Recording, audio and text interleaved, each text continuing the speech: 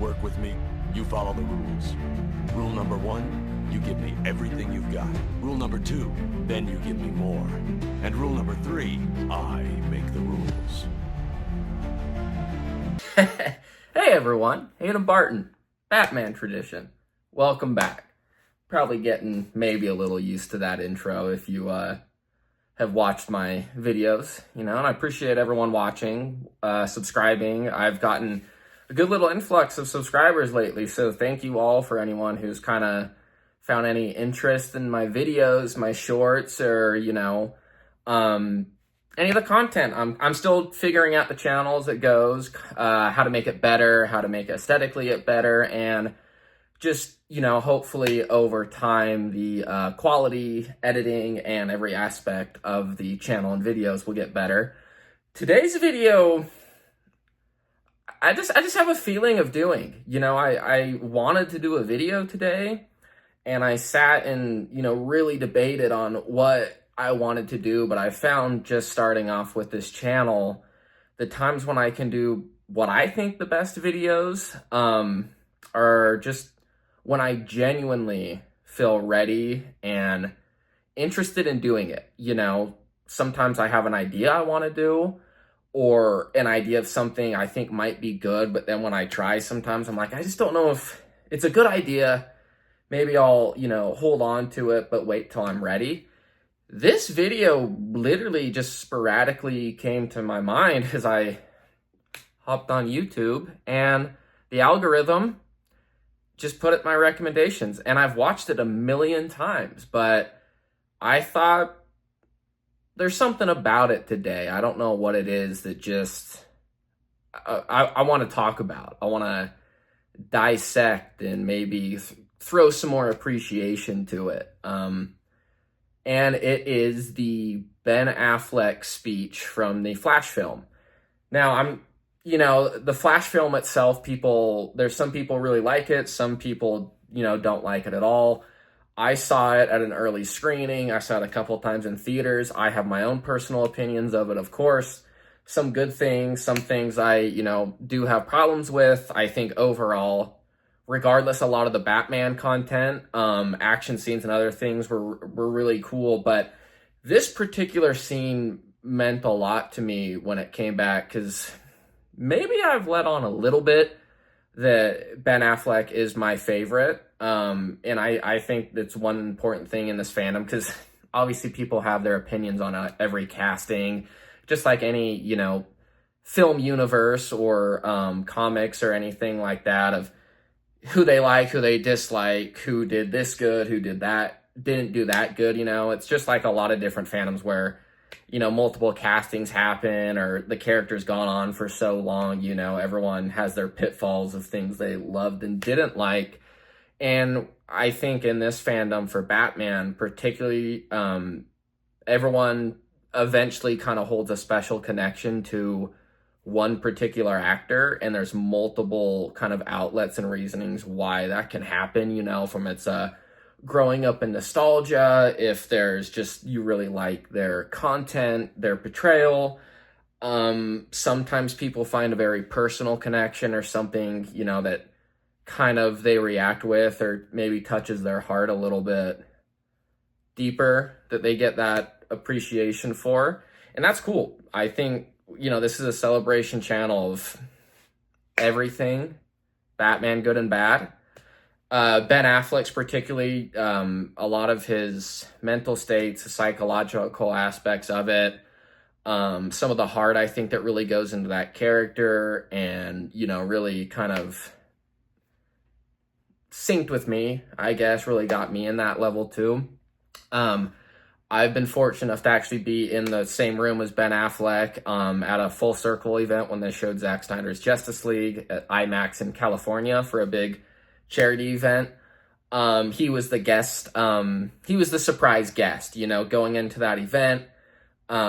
We knew there was going to be some cast members that could potentially show up. Of course, Zack Snyder was there. Ray Fisher, who played Cyborg, was there. Ray Porter, who voiced Darkseid, Chris Terrio, the writer, a lot of the visual effects people were there. And the cast that could show up was, no one could really guess it because it could be anyone. They showed all three of Snyder's DC films over that weekend. So depending on, a lot of circumstances, it could be anyone, right? But I remember after the film, they got ready for the Q&A, right? We were in the theater at the IMAX in Universal Studios, and the film had just ended. So we're down there waiting in our seats for the Q&A. Ray Fisher was right in front of me, too. Like, that was so cool to watch his reactions to that film and the scenes that he didn't really get his limelight for, to kind of see him react to that. And Chris Terrio was right next to him and everything. But as they were lining up, Snyder sits, Ray Fisher sits, Ray Porter, the guy who voiced Darkseid, was actually doing the announcements for the Q&A as well. And as they sat down, there was one empty seat. Just, that was the special guest, right? And as we waited in line to get into the theater, there was kind of talks like, come on, it's not going to be Ben, maybe it'll be Gal Gadot at the time because it was close to her birthday. Some people in line were speculating. Some people thought Kevin Costner. I remember actually making a joke to someone who was so kind of stressed out about maybe what they would ask if they were going to get a chance to ask a question. And I made the joke as like, what are you going to do because she said that how much she loved Ben Affleck. I was like, well, what are you going to do if he shows up? And we made a joke about her, needing an ambulance or something like that. But there was just that the lead up. There was a silence as that last chair was there. And Ray Porter was like, our last special guest of the evening. Everyone's the like, finest Batman I have ever seen. A phenomenal writer, director, and then a little bit of a pause, and like, what I think, or who I think, is the finest Batman. And then right there, before he even got to finish the sentence, the crowd erupted. The crowd freaked out, and then he finished Batman, Ben Affleck, and everyone was standing up, freaking out. He was walking in, everyone was clapping. There's videos of this too. You can hear everyone chanting like, Ben, Ben, Ben, Ben. It was so cool. And then after that, they did a Q&A of him answering questions about writing, directing, the film, the character, and, him and Zach went back and forth on some things. But I'll say that was a pretty surreal experience to sit there, one, in reality, you're like, oh, Ben Affleck's in the building, right?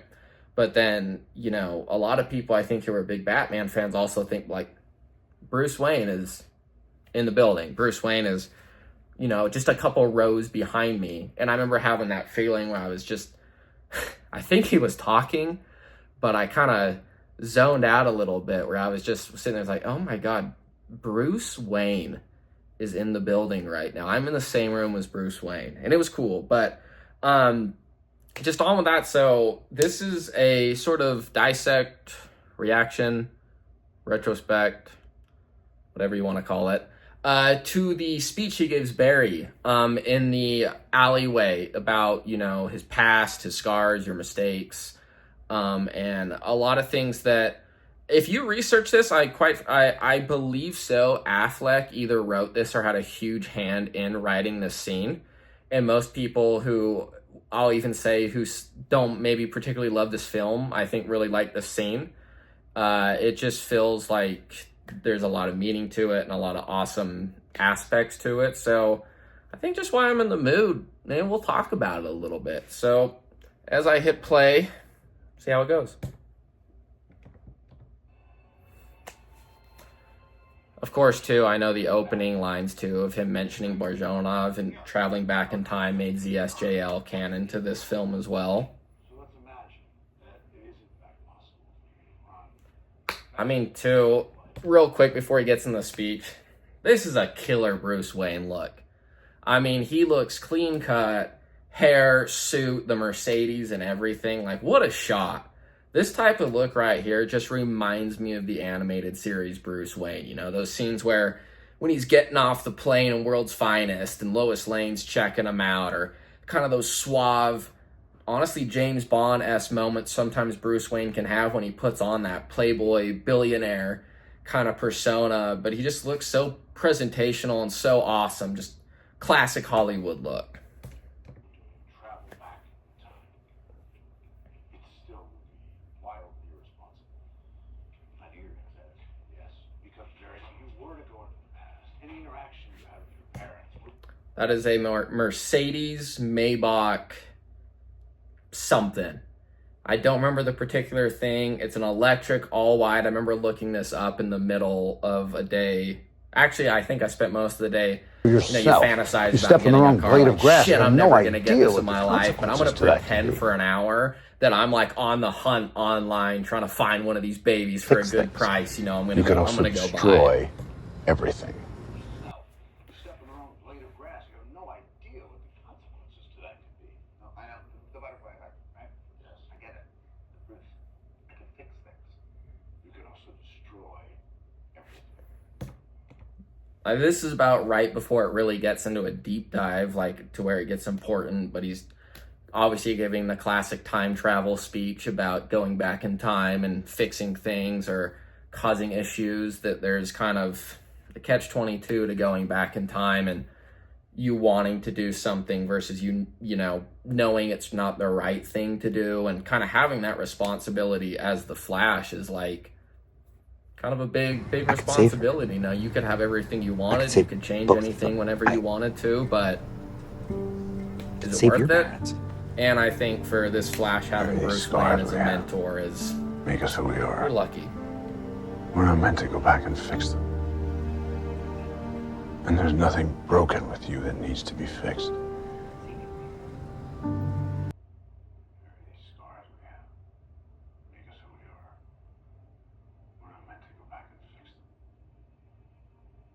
And there's nothing broken with you that needs to be fixed. I'm gonna talk about that real quick, because I think that can really resonate with a lot of people throughout life. You know, he talks about there's nothing broken with you that needs to be fixed, and these scars make us who we are. As a Batman fan, you can take that as the surface level of this is who created Bruce Wayne, right? Everything that's happened in his life, his scars, his tragedy, you know, he has transformed that into who he is as a person without those crucibles and scars and the things that have affected his life. When you think about, because when you look at Bruce Wayne, or in this world, they look at Bruce Wayne and he is Bruce Wayne. He's this overtly successful billionaire who has everything, and you look at him from the outside world and you don't really realize some of the aspects of how Bruce Wayne got there and how Bruce Wayne is the way he is. And it's the same factor with all of us. You know, we all have our scars. It makes us who we are, good or bad. We learn to kind of, you know, it's a defining moment of what we choose to do with it, right? Like he says, it's what makes us who we are, and there's nothing broken with us that needs to be fixed, because that aspect is, we all, you know, usually wish that those scars is something that we could always take back. We could always change. We could always reminiscent about the past for so long. We don't really ever focus on the future. We're too busy trying to always fix something that we can't, because it's always happened. So in this aspect is, you know, Affleck's writing it. I think in a way too, he's speaking to himself personally because of what he's gone through, good or bad, in his life, because Ben Affleck is always in the news, right? His personal life is always in the news, from his marriages, his alcohol issues, and everything. So in a way, you know, I remember this was filmed and shot kind of shortly after he first kind of kicked his alcohol problem, You know, he finally kind of got past that and, you know, went to rehab and fixed all that out. So, you know, in a way, I really do believe a lot of this was written by Affleck, and it feels so real and genuine and good because he's speaking from himself and his, you know, experiences and kind of what he has learned along the way to get to where he is. Like, I'll be honest, in a way, this is a surface level film of someone giving advice to someone, but in the same way, Affleck's kind of giving real world advice as Bruce Wayne through what he's experienced in Take it his from an old life guy who's made a lot of to mistakes. the audience. Do you want to live your past? Live your life. Don't let your tragedy define you. Take it from an old guy who's made a lot of mistakes. Do you want to live your past? Live your life. Don't let your tragedy define you. I love that line. Don't live your past, live your life. Don't let your tragedies define you. Again, what I was just talking about, how much we all reminisce about the past and what we can change about it and what we wish we could change about it, that everyone does this. We don't live our life sometimes. We waste way too much time sitting there in our own mind reminiscing about things that the woulda, shoulda, coulda that we could have done in that scenario, instead of kind of accepting it, you know, taking ownership of it, good or bad, and then being like, all right, it's time to move forward. It's time to live our life, not the past. Live our life and keep going. And, you know, don't let your tragedy define you. Reminiscence about that, as far as we do often take those scars and those tragedies and we kind of, you know, laminate ourselves. We identify ourselves with that because in our mind, that's what's bothering us at the time. That's what sits with us and, you know, really aches at us. We can't get rid of it. We can't always forget about it. So then in our mind, that's who we are as, you know, as a person. When he says, don't let your tragedy define you, is that it's just up to the way Bruce Wayne accepted his tragedy, what happened to him. And, you know, right after this, Barry kind of, I believe, almost answers in a way. It's like, well, your tragedy made who you are, right? And he replies with, it also left me alone.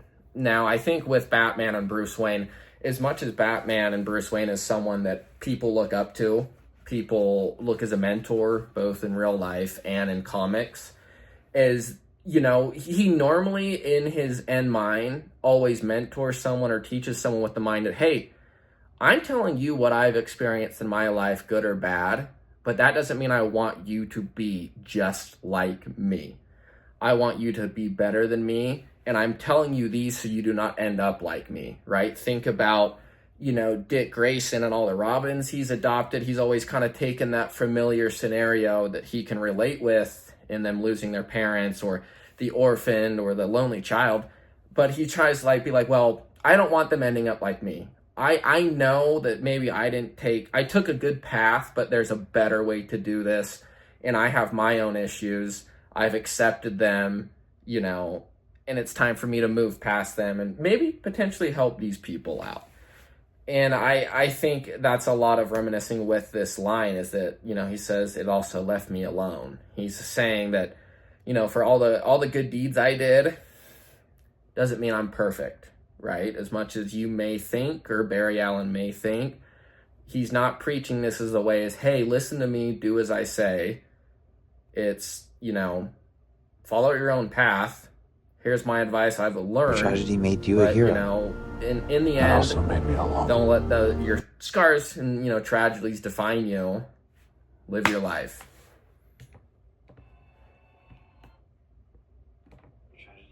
Not this time. Maybe some other time. Yeah. Sure, this scene gets a little bit comedic here right now, but Not this time. Maybe some other time. and a final shot right there of Ben Affleck's Batman, at least currently. Who knows what the future holds, but a little bit of an Easter egg right there. That watch he's wearing is the exact same watch he wore in Batman v Superman. It's an expensive as hell watch. We're talking like $100K or some aspect like that. It's insane. But, you know, cool Mercedes, good shot. I like this shot too, because at a point where, you know, the future of a lot of Batman films, actors, you know, and reminiscent of what could happen with DC, I like this line of maybe, not this time, maybe some other time, and a shot as a personal fan of him, of him getting in a car, having a great, you know, kind of mentorship moment with Barry Allen. And then he smiles.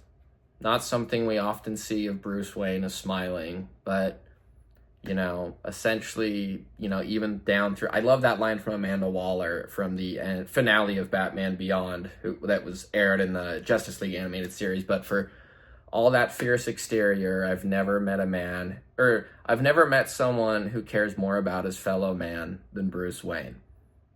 Occasionally, you know, even through that tough, darkened child that, you know, is dealing with a lot of tragedies, he's living his life, and, you know, occasionally he can show a little bit of proudness and humanity.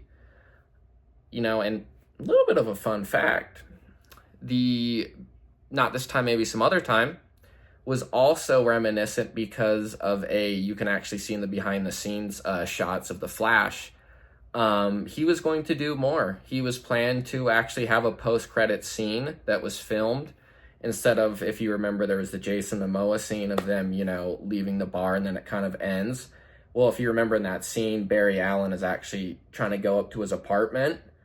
Originally, the scene was going to be that when he went up to his apartment, the TVs and the lights started flickering because, if you remember, Barry Allen doesn't really quite end up in his own universe. And the TV was going to go up, and it was going to be Ben Affleck's Batman. And if you look at the behind the scenes of The Flash, you can see he's actually in a different suit. It's the reminiscent of the one he wore on the bridge, but the logo's black, and you can actually see he's talking on like a computer. It was because he was going to tell Barry Allen, almost in a way as he's reaching out to him, about how he's trapped in an alternate universe, and Barry Allen needs Barry Allen's help to get him back, because, you know, they were kind of had original plans to do one last run with these guys and kind of put a bow on some things. But, you know, I think too, I want to see every Batman project come to life, and I want every actor to have his time in the sun. So I said, who knows what the future holds? Not this time, maybe some other time. But this was a fun little video to do. So thank you everyone for, you know, watching, subscribing, supporting. You know, you all are awesome. But this has been Hayden Barton for the Batman Tradition. Take care.